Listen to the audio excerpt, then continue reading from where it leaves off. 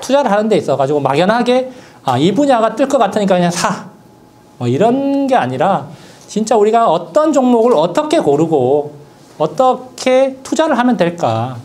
이거에 대해서 한번 생각을 해보자 이런 의미에서 한번 해봤습니다. 지금 이런 투자는 우리가 활용을 해도 되고 실제로 저도 활용을 하고 있는 방법이고 그리고 뭐 자녀가 있으면은 이제 투자에 대해서 한번 가르쳐 보고 싶다. 그러면 이런 식으로 한번 접근해 보는 게 좀 쉽지 않을까. 그냥 막연하게 여기가 좋을 것 같으니까 이런 게 아니라 좀 체계적으로 우리가 투자하는 습관을 또 길러주는데 도움이 되지 않을까 이렇게 해서 한번 해봤습니다.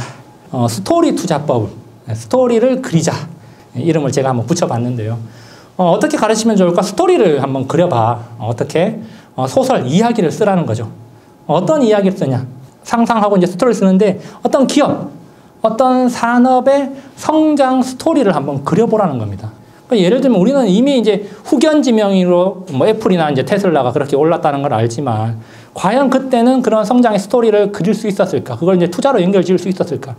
사실 저는 테슬라를 뭐 2012년, 13년도 이때부터 다 알고 있었어요. 왜냐면은 저는 이제 그때 당시에 2013, 14년도 이럴 때는 IT 파워블로거를 하고 있었기 때문에 미국 IT밸리에서 뭐 일어나는 기업들의 어떤 이야기들은 거의 다 뭐 다 알고 있었습니다. 애플이 어떤 일을 하고 있고 테슬라랑 어떤 에피소드가 있고 그런 것들을 다 파악을 하고 있었어요. 그럼에도 불구하고 저는 그때 테슬라에 투자를 하진 않았죠. 물론 여러 가지 이유가 있지만 페이스북이 어떤 사업을 하고 어떻게 성장을 할 거고 어떤 플랜을 그리고 있는지 그런 것들도 이제 다 알고 있었지만 투자를 접목시켰을 때는 그런 기업들의 어떤 이야기들을 가지고 이제 성장 스토리를 한번 그려보는 게 중요할 것 같다. 근데 사실 이제 이야기에는 여러 종류가 있죠. 교재에 보면은 전기차 이야기나 대하 소설급이지만 이야기라는 거는 짧은 이야기, 꽁트. 그 다음에 단편 소설도 있고 장편 소설도 있고 대하 소설도 있다는 거죠. 각각의 특성에 맞게 우리가 좀 투자를 할 필요는 있다는 겁니다. 장편 소설은 이제 이런 한 권짜리 소설, 그냥 일반 소설이죠. 예로 김영하의 나는 나를 파괴할 권리가 있다 이런 책을 한번 가져와 봤는데 이런 소설의 특징은 뭡니까? 주인공이 한 명이고 물론 옆에 나오는 조연들이 있지만 주인공이 한 명이다. 어느 정도 좀 짧은 거고 꽁트는 더 짧은 거예요. 그렇죠? 뭐 한 장짜리 정말 짧은 이야기. 그 안에서도 이제 희노애락이 이제 들어갈 수도 있는 거고. 그런데 이런 대하소설 10권짜리 삼국지 같은 경우 주인공이 여러 명이 나와요. 진짜 메인 주인공 뭐 유비, 관우 장비일 수도 있고 아니면 조조일 수도 있고 또 편마다 나온 데는 메인 인물이 또 달라질 수도 있고 그리고 정말 중요한 인물이라고 생각했는데 갑자기 죽어버릴 수도 있고 그런 경우도 있습니다. 그러니까 주인공도 여러 명이고 시간에 따라 가지고 비중도 달라지고 스토리에 따라서 새로운 주인공들도 얼마든지 등장할 수 있고 여러 주인공이 있다는 특징이 있습니다. 그러면은 이런 것들을 이제 어떻게 투자에 접목시켜야 되는가 한번 이제 생각을 해보는데 우리가 이제 투자에 접근하는 방법, 어떤 기업을 찾아내고 기업의 업황을 찾아내고 이런 거는 두 가지 방법이 있습니다. 이제 이런 개념은 처음 들어보신 분들도 있을 거예요. 상향식하고 하향식이라는 방법인데 이 상향식과 하향식 방법은 실제로 우리 이제 교육에서도 많이 활용되는 방법입니다. 그러면은 상향식과 하향식이 뭐냐? 바로 생각의 어떤 시작점을 어디에 둘 것인가. 그거에 차이점이 있는 거예요. 그럼 하향식이라는 거는 위에서부터 내려간다는 거죠. 아래를 향한다는 거니까. 그리고 상향식은 아래에서부터 위로 향한다는 겁니다. 그러니까 하향식 방법을 사용한다. 상향식 방법을 사용한다. 그거는 이제 사람마다 또 선호하는 방법이나 잘하는 방법이 다를 수도 있어요. 두 가지가 믹스될 수도 있고. 그러면은 하향식이 뭐냐? 하향식은 큰 틀, 흐름, 주제를 생각을 하는 거예요. 그리고 그 안에서 누가 주인공일까? 누가 어떤 이야기가 펼쳐질까? 이런 것들을 생각하는 겁니다. 그러니까 예를 들어가지고 이런 거죠. 전기차 시장이 앞으로 전망이 클 거라는 이야기가 계속 들려. 그래? 그럼 전기차 시장에 대해서 내가 한번 탐구를 해보고 투자를 해봐야겠네? 라고 생각하는 거죠. 큰 범위니까. 그러면 그 안에서 야, 전기차 시장에서 지금 누가 가장 주목받는 기업이지? 누가 어떤 일이 벌어지고 있지? 지금 판도가 어떻게 가고 있지? 뭐 이렇게 생각할 수가 있는 겁니다. 그러면서 그러면 테슬라, LG화학 같은 기업들도 전기차를 하고 있대. 그러면 또 그 외에 또 어떤 기업이 있지? 그런 식으로 또 생각을 할 수가 있는 거고 그러면은 이 기업들이 이런 식으로 움직이고 있구나. 그러면 내가 이 테슬라나 LG화학 같은 기업에 한번 투자를 해봐야겠네. 그리고 이제 그 기업들에 대해서 좀 더 구체적으로 파고드는 거. 다시 말해서 넓은 범위에서부터 점점 작은 범위로 좁혀가는 겁니다. 그게 이제 하향식인데 일반적으로 이제 하향식이 좀 더 쉬울 수는 있어요. 큰 주제를 잡고 거기서 하나하나 찾아가면서 고르면 되니까. 뭐 어떤 투자를 할 때도 사실은 뭐 ETF 같은 게 이제 상향식 기준이라고 볼 수가 있겠죠. 근데 그러면은 또 반대로 우리가 이렇게 생각할 수 있어요. 작은 기업에서 시작해서 큰 범위로 넓혀가는 겁니다. 테슬라 차가 사람들이 좋아하네? 테슬라가 어떤 기업이지? 앨런 머스크라는 사람이 어떤 사람이지? 앨런 머스크가 지금 테슬라를 만들어가지고 어떤 말을 하네? 거기서부터 이제 관심이 시작되는 거죠. 그냥 테슬라라는 하나의 기업부터 시작을 하는 거죠. 그럼 테슬라가 어떤 기업일까? 전기차를 만드는 기업이네? 전기차? 그럼 전기차라는 게 뭘까를 조사를 해보고, 전기차 시장에 대해서 조사를 해보고, 전기차 시장에 대해서 조사를 해보니까 어떤 식으로 이제 시장이 커질 것 같고, 또 어떤 기업들이 있구나. 이렇게 점점 범위를 넓혀가면서 조사를 하는 겁니다. 그러면서 이 테슬라가 그러면 이 시장에서 어떤 역할을 하게 될까를 한번 또 상상해보고 한번 시나리오를 써볼 수가 있는 거죠. 아니면은 애플이라는 하나의 기업을 타겟으로 잡고 애플이 어떤 기업이지? 뭘 만들지? 애플이 만드는 제품이 어떤 영향력이 있지? 어떤 강점이 있지? 그 다음에 애플이 만드는 제품이 시장에서 어느 정도 점유율을 차지하고 있지? 앞으로 시장이 어떻게 될까? 그러면 경쟁 회사는 뭐가 있을까? 그런 식으로 점점 범위를 넓혀가면서 생각하는 게 바로 상향식이라고 할 수가 있습니다. 그래서 생각의 범위를 넓은 데서 좁혀갈 거냐, 좁은 데서 넓혀갈 거냐, 이렇게 이제 한번 판단을 하면서 주제를 잡는 거라는 거죠. 그러니까 결국에는 우리가 이렇게 조사를 하고 생각하는 거는 현재와 그 다음에 과거를 기준으로 생각을 하는 거죠. 현재와 과거를 기준으로. 그런데 투자에서 중요한 거는 미래에 투자를 하는 겁니다. 그러니까 미래에 어떤 이야기가 펼쳐질까를 한번 상상해 보는 거죠. 나름대로 시나리오를 써보는 겁니다. 거기에 대해서 투자를 하는 거죠. 그러니까 그런 거잖아요. 지금 예를 들어가지고 내가 SK이노베이션에 투자를 했어. 그러면 SK이노베이션에 투자를 하는 이유는 물론 과거에 잘했기 때문에 지금 투자하는데 영향을 미칠 수가 있지만 중요한 거는 주식 투자라는 거는 미래의 어떤 가치에 투자를 하는 거잖아요. 그러니까 그런 미래 가치를 한번 예상을 해봐야 되는 거예요. 어떻게 변화될 것인가, 이 기업이. 그러면 그 상상을 하기 전에 그렇게 예상을 해볼 때 뭘 근거로 해야 되냐. 결국에는 어떤 과거의 데이터와 현재의 데이터를 다 찾아봐가지고 그걸 바탕으로 생각을 해봐야 된다는 겁니다. 그래서 제가 이제 소설 쓰기, 상상 이야기 쓰기라고 말했는데 소설은 어떤 거냐. 이런 소설도 상상의 산물이라고 말하지만 개연성 있는 허구라고 말하죠. 개연성이라는 게 뭐냐? 팩트입니다.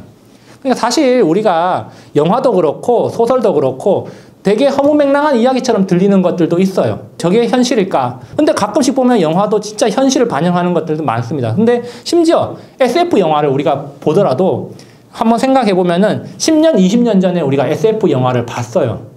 근데 그런 것들이 지금 현실화되어 있는 게 되게 많습니다. 실제로. 그러니까 심지어 SF 영화도 먼 미래 이야기 같지만 현재를 어떤 이 사건이나 기술들을 바탕으로 해가지고 상상을 해가지고 그걸 만들었잖아요. 그리고 실제로 현실화가 되고 있는 거고. 마찬가지로 우리는 이런 이야기를 쓸 때 조사를 철저히 해야 되는 겁니다. 실제로 저는 이제 옛날에 대학생 때 그 영화 감독들하고 많이 만나고 영화 제작 이런 것도 많이 배우면서 단편 영화도 만들어 봤는데 심지어 어떤 감독은 조폭 영화로 대박을 친 영화 감독이 있었어요. 제가 영화 제목이 잘 생각 안 나는데 그 감독이 그 영화를 만들려고 어떤 일까지 했느냐. 실제로 조폭 일원으로 가입을 해가지고 활동을 했답니다. 왜냐하면 디테일을 잡아내기 위해서. 그만큼 리얼하게 그 조폭들의 일상과 생활이나 그런 것들을 표현하기 위해서 실제로 조폭 일원이 돼가지고 활동을 하기까지 했답니다. 그러니까 우리가 실제로 많은 영화들에서 조폭 영화나 아니면 어떤 사회 문제를 다루는 영화에서 정말 저 정도까지 이런 일들이 벌어질까라고 이제 이야기하지만 실제로 그런 일들이 벌어지고 있을 가능성이 높다는 거죠. 그러니까 소설도 마찬가지고 말입니다. 소설도 작가들 보면은 치열하게 탐구하는 현장의 어떤 단서를 잡아내려고 활동하는 사람들이 많습니다. 그만큼 팩트, 우리가 좀 더 집요하고 치열하게 팩트를 좀 찾는 연습을 해야 된다는 거죠. 그래서 상향식이든 하향식이든 이런 질문을 제가 해보라. 이런 이야기. 나는 지금 어디에 어떤 분야에 관심을 가지고 있는가. 이제 주제를 찾아보는 거죠. 지금까지 어떤 일이 일어났나? 지금 현재 어떤 일이 벌어지고 있고 누가 참여하고 있는가? 기업, 정부는 앞으로 어떤 일을 하고 사회는 어떻게 변하고 앞으로 어떤 일이 일어날 것 같고 내 이야기는 어떤 장르인가? 길이가 어떻게 되는가? 그렇죠? 그것도 중요하죠, 사실. 내 투자 기간. 아까도 말했지만 삼성전자나 이런 데 투자하는데 슈퍼사이클 때까지 투자할 거야. 아니면 전기차 기업에 투자하는데 물론 20년, 30년 투자도 할 수가 있지만 이번 사이클이 끝날 때까지만 투자할 거야. 그걸 정해놔야 된다는 거죠. 대충 어느 정도 내가 투자를 할 것인가. 물론 중간에 어떤 계획은 변경될 수가 있습니다. 왜냐하면 모든 게 그 시나리오대로 흘러가는 건 아니니까 중간에 변경될 수가 있지만 어느 정도 그런 것들을 정하고 들어가야 된다는 거죠. 그리고 중요한 건 성장의 스토리가 제대로 명확하게 그려지는가. 길이에 맞춰서 이런 것들을 한번 질문을 해보면 좋다는 거죠. 예를 들면 이제 하향식의 이제 이런 탐구가 되겠죠. 전기차, 반도체 시장. 뭐 일부에서 이야기했던 게 대체적으로 그냥 하향식이라고 보면 됩니다. 시장 좋아지고 이런 업황이 좋아지니까 이 중에서 고르면 돼. 결국엔 이 중에서 고르는 거죠. 대장을 고르거나 아니면은 조연을 고르거나.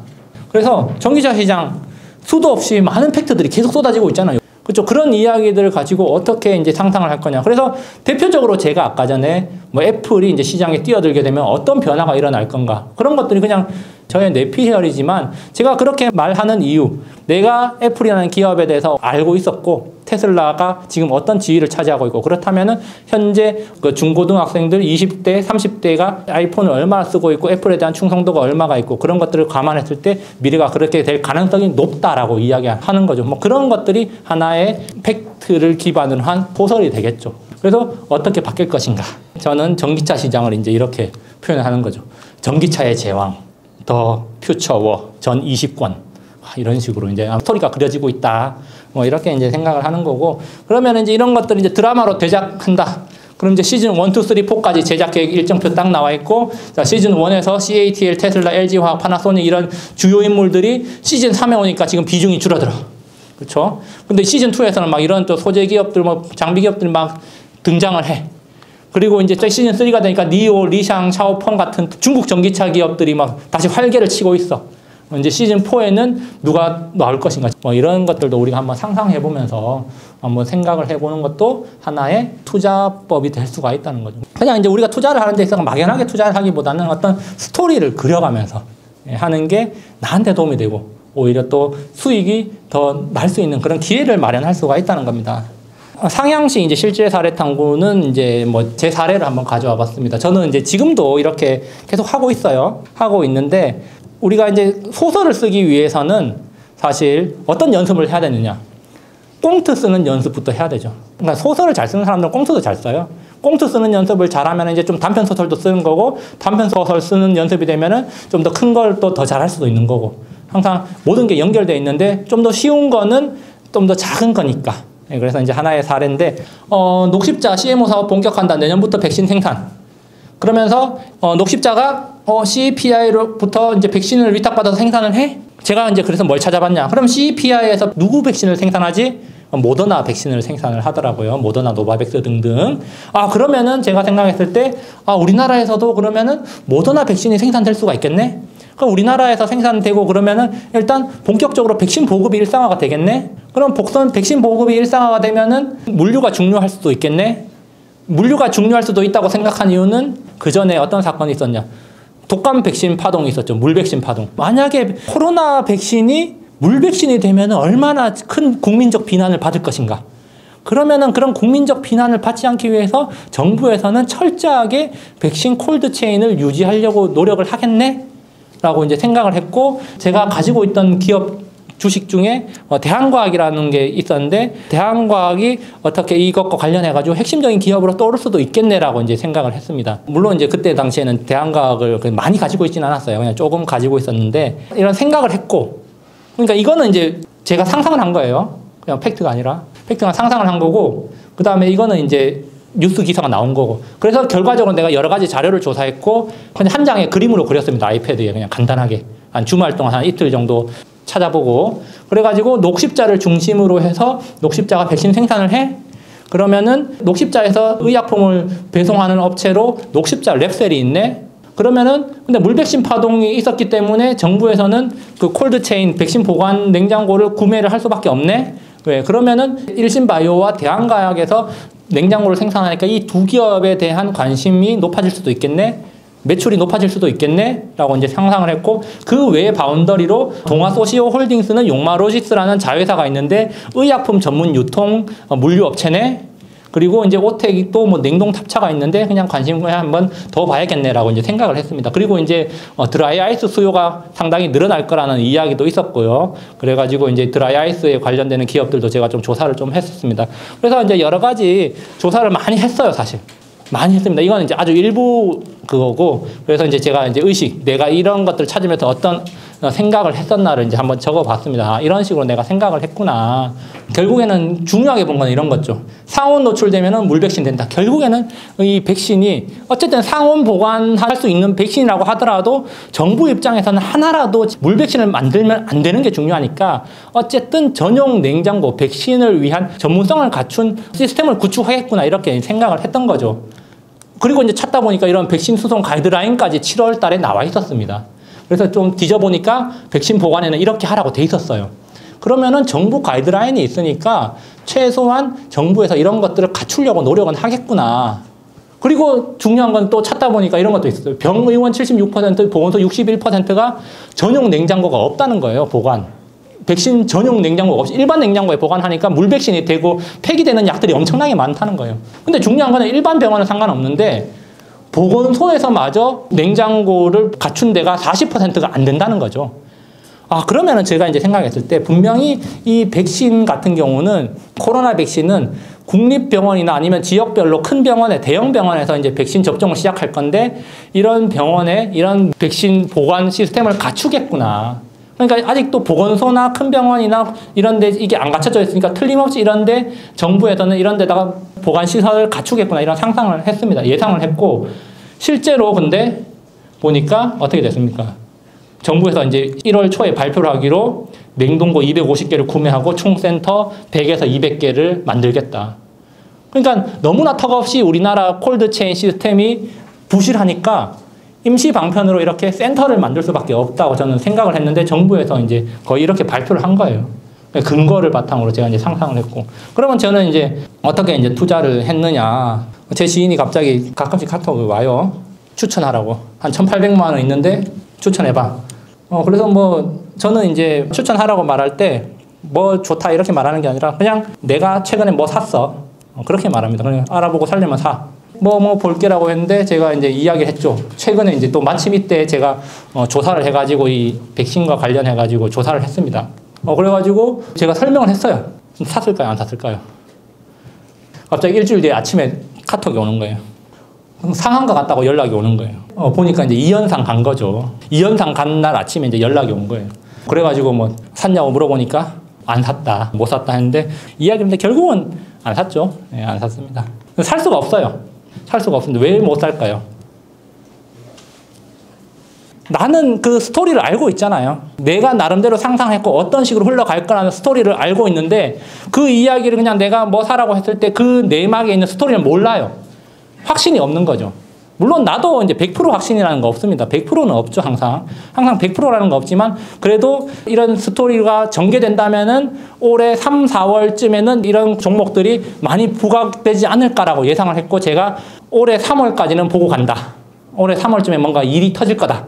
그러니까 11월 기준으로 봤을 때는 4개월이나 남았고 그다음 그 스토리의 어떤 구체적인 이유를 모르기 때문에 선뜻 살 수가 없는 거예요. 왜? 뭐 나만이 알고 있는 스토리잖아요. 아무리 내가 이렇게 설명을 해줘도 안 사는 게 맞아요. 근데 왜? 내가 그냥 이거 샀다고 해가지고 선뜻 사면은 안 돼요, 사실은. 왜냐면은 산다고 해도 언제 팔아야 되고 어떤 시나리오로 갈지는 머릿속으로 그려있지 못하면은 그건 절대 오래 가지도 못하고 특히 또 만약에 떨어진다면은 떨어졌을 때 어떻게 해야 될지도 모르고 오히려 손해가 나고 후회할 수도 있는 거예요. 그렇기 때문에 본인이 이야기를 그리고 투자를 해야 된다는 겁니다. 항상 스토리는 본인이 그려요. 그래서 제가 항상 이야기하는 게 본인이 알아보고 조사하고 결정하라고. 왜냐하면 본인이 스타일, 본인이 얼마만큼 가져갈지 그런 것들을 정하고 가야 된다는 거죠. 여기 있는 것도 절대 사라는 게 아니라 이미 시세가 끝난 것도 있습니다. 시세가 끝난 것도 있기 때문에 그런 것들을 본인이 이제 조사해가지고 항상 생각을 해야 된다는 거죠.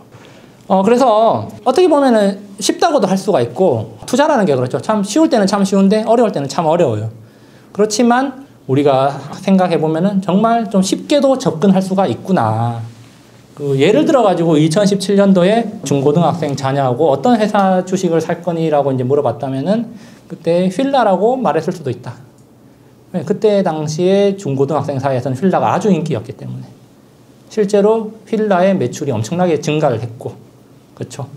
그래서 휠라 브랜드. 그러면 이때 2017년부터 막 이렇게 올라간 거예요. 6배 올라간 거예요. 1년 반 동안.